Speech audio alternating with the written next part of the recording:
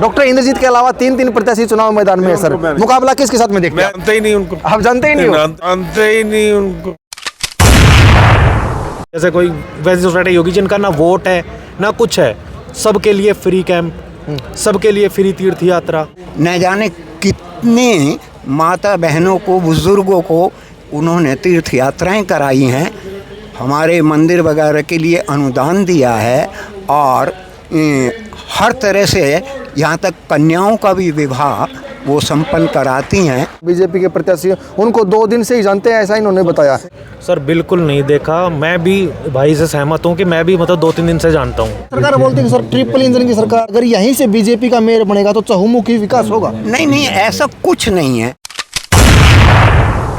Party कम और candidate का अपना जो है मेल जोल, लोगों से ताल्लुकात, रेस्पॉन्स वो ज़्यादा काम कर। डॉक्टर इंद्रजीत यादव विश्वास के साथ कह सकता हूँ कि अगर वो आएंगी तो इसका चहुमुखी विकास निश्चित है। मानेसर नगर निगम के अलग अलग गांव में जाकर लोगों से विचार विमर्श कर रहे, क्या उनके मुद्दे हैं, विजन क्या लेकर चल रहे, कौन से नेता इनके बीच में आए, कौन से नेता इनके सुख दुख में शामिल हुए हैं। क्योंकि 10 दिन बाद पहली बार अपना मेयर चुनेंगे और वो मेयर कैसे चुनेंगे, क्या उस मेयर में खूबी होनी चाहिए। अपना परिचय दीजिए। विकास चौहान। कौन से गाँव से या कौन सी सोसाइटी से? मैं वाटिका में H ब्लॉक से हूँ। H ब्लॉक से है। समस्याएं क्या रही 4 सालों में, अपने क्या क्या मुसीबतों का सामना करना पड़ा? सर देखिए, यहाँ पर हमने ज़्यादा जो देखा है कि एक तो साफ सफाई को लेकर, दूसरा जो रोड की समस्याएं हैं, इंफ्रास्ट्रक्चर का है यहाँ पर, तो ये समस्याएं हैं यहाँ पर जो अभी भी कर रही हैं मैम, अकेली लगी हुई हैं वो। तो पिछले 2020 से हम उनके साथ में हैं, हम उनको देख रहे हैं, बिना कोई लोभ के वो जो काम कर रही है, हम तो बहुत खुश हैं। कौन काम कर रही है, किसका गुणगान कर रहे हैं सर आप? डॉक्टर इंद्रजीत यादव जी की बात कर रहा हूँ मैं। अच्छा जी, कितने सालों से काम कर रही है? मैं तो सर उनको 2020 से जानता हूँ। आपकी वाटिका में डॉक्टर इंद्रजीत यादव का कितनी बार आगमन हुआ, कितनी बार लोगों से मिली है? काफ़ी बार मिली है, वो हर ब्लॉक में हमेशा मिलना चाहती है और सबसे मिलती भी रहती हैं।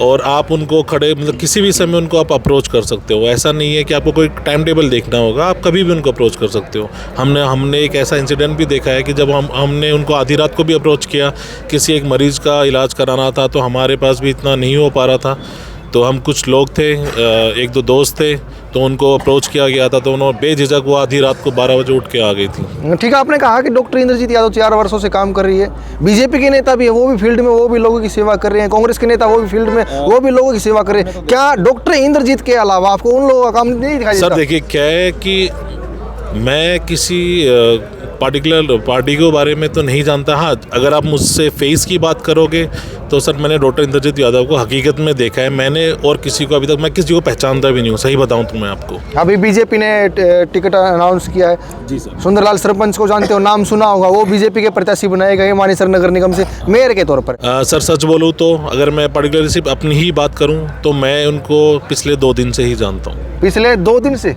जी, मैंने उनको 2 दिन पहले ही उनका नाम देखा है, उससे पहले मैं उनको जानता भी नहीं था सर। अच्छा जी, और ये सच बात है, अपने खुद के बारे में बता रहा हूँ, ये नहीं कह रहा कि कोई नहीं जानता, मैं अपने बारे में बता रहा हूँ कि मैंने उनका नाम सिर्फ 2 दिन पहले ही सुना है। जब वो टिकट का उनको जब अनाउंस हुआ है तभी मुझे पता चला जी कि यहाँ पर कोई उम्मीदवार इस नाम से भी है। आपका मानना तो है कि जो बीजेपी ने प्रत्याशी बनाए गए हैं वो नॉन चर्चित चेहरा है, लोगों में उनकी पकड़ नहीं है?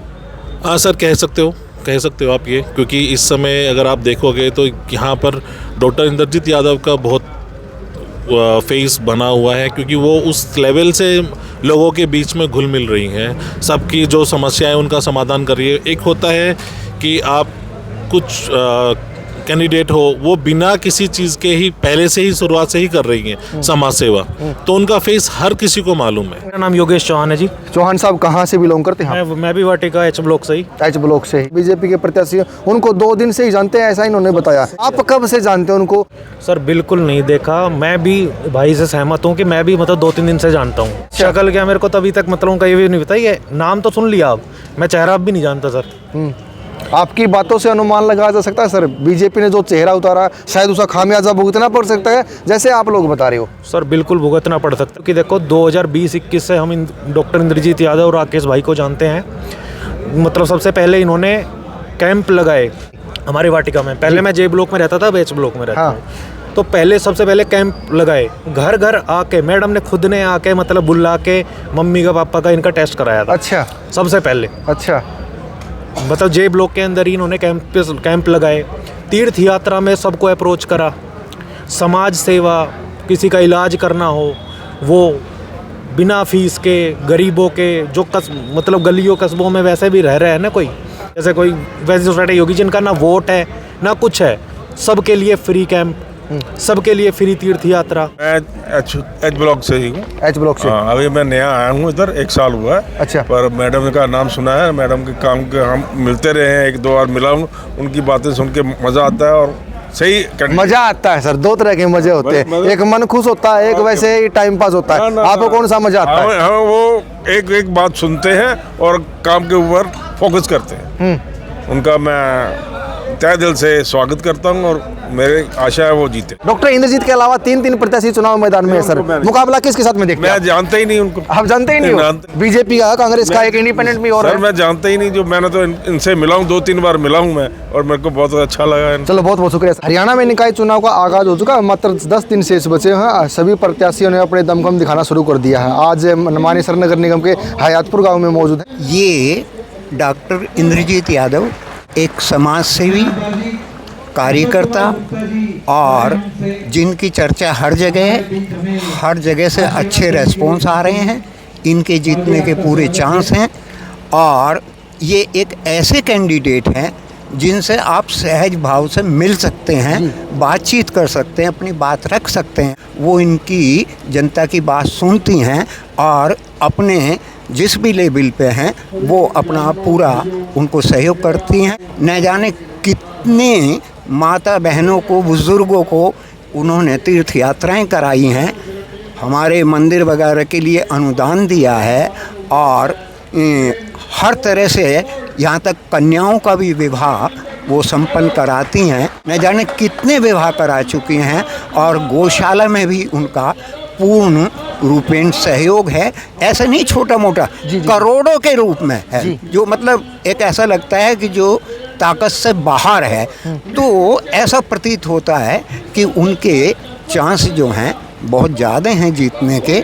और मेरी जहाँ तक बात पहुँच रही है, मैं उन विश्वास के साथ कह सकता हूँ कि अगर वो आएंगी तो इसका चहुमुखी विकास निश्चित है। सर आपने अभी अपनी बातों में जिक्र किया कि वो सरल है, व्यक्तित्व के धनी है, कभी भी कोई इनसे मिल सकता है। तो देखो, एक लेबल होता है जी। ये लेबल जो है कॉरपोरेशन का है, आपका उसका चुनाव है, तो उस लेवल पे तो पार्टी कम और कैंडिडेट का अपना जो है मेल जोल, लोगों से ताल्लुकात, रेस्पॉन्स वो ज़्यादा काम कर। सरकार बोलती है कि सर ट्रिपल इंजन की सरकार, अगर यहीं से बीजेपी का मेयर बनेगा तो चहुमुखी विकास होगा। नहीं, ऐसा कुछ नहीं है। ये कैंडिडेट के ऊपर डिपेंड करता है, वो कितना ईमानदार है, कितना कर्मठ है।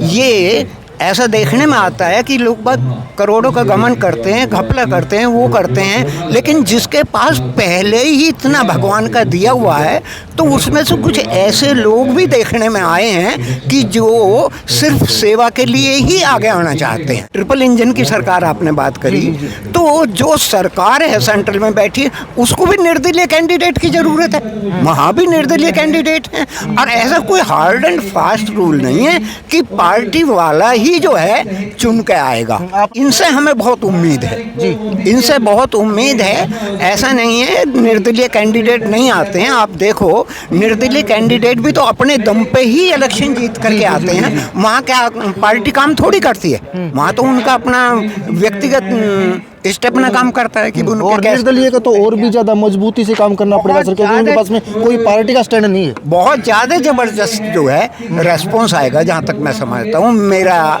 जो लोग, जहाँ तक मेरी आवाज़ पहुँच रही है, मैं यही चाहूँगा कि भाई वो जो है सब इनको एक बार आजमाएं, तो किसी को कोई शिकायत का मौका। क्या नाम सर आपका, कौन सी सोसाइटी से? श्रीओम कौशिक, आपके रहेजा नवोदय संपदा से। बहुत बहुत कौशिक साहब, बहुत बहुत धन्यवाद सर। लोगों में किस तरह की उत्सुकता है, क्योंकि 4 साल के बाद में जो है पहली बार नगर निगम मानेसर में मेयर का चुनाव होने वाला है, और लोग किस तरह से अट्रैक्ट होते हैं, पार्टी को तवज्जो करते हैं या व्यक्ति विशेष को देखकर वोट करते हैं, ये अंकल ने बता दिया, कौशिक साहब ने बताया कि रईजा सोसाइटी से और पार्टी से ज़्यादा इनको उस प्रत्याशी पर उम्मीद है जो उनके सुख दुख में शामिल होते